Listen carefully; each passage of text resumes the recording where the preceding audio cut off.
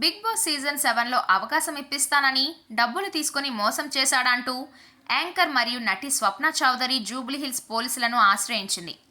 ఖమ్మం జిల్లాకు చెందిన స్వప్న చౌదరి అలియాస్ స్వప్న యాంకర్గా, ఈవెంట్ ఆర్గనైజర్గా మంచి గుర్తింపు తెచ్చుకుంది. అయితే ఈమెకు ఎప్పటి నుంచో బిగ్ బాస్ షోలో పాల్గొనాలని ఆశగా ఉందట. దీనినే అవకాశంగా తీసుకున్న సత్య తాను మాటీవీ ప్రొడక్షన్ ఇన్ఛార్జినని స్వప్నతో పరిచయం పెంచుకున్నాడు. 6 నెలల క్రితం బిగ్ బాస్ ఇన్ఛార్జ్ అంటూ తమిళ రాజును స్వప్నకు సత్య పరిచయం చేశాడు. బిగ్ బాస్ 7వ సీజన్లో తప్పకుండా అవకాశం కల్పిస్తానని స్వప్న దగ్గర 2.5 లక్షలు తీసుకున్నారు. కానీ అదేమీ జరగలేదు. డబ్బు తిరిగి అడిగితే బెదిరింపులకు దిగారు. దీంతో పోలీసులను ఆశ్రయించింది స్వప్న. కేసు నమోదు చేసుకున్న జూబ్లీహిల్స్ పోలీసులు దర్యాప్తు చేస్తున్నారు. గతంలో మిస్టరీ నమస్తే సేట్జీ అనే చిన్న సినిమాల్లోనూ నటించింది స్వప్న చౌదరి. అలాగే పలువురు సినీ సెలబ్రిటీలతో ఆమెకు మంచి సంబంధాలున్నాయి.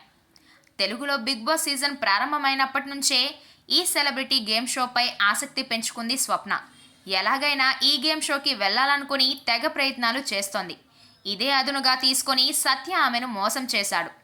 దీనికి సంబంధించి కొన్ని రోజుల క్రితమే వీడియోను రిలీజ్ చేసిందామె.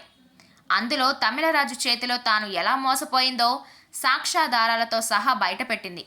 ఇప్పుడు ఇదే విషయమై పోలీసులను ఆశ్రయించింది స్వప్న.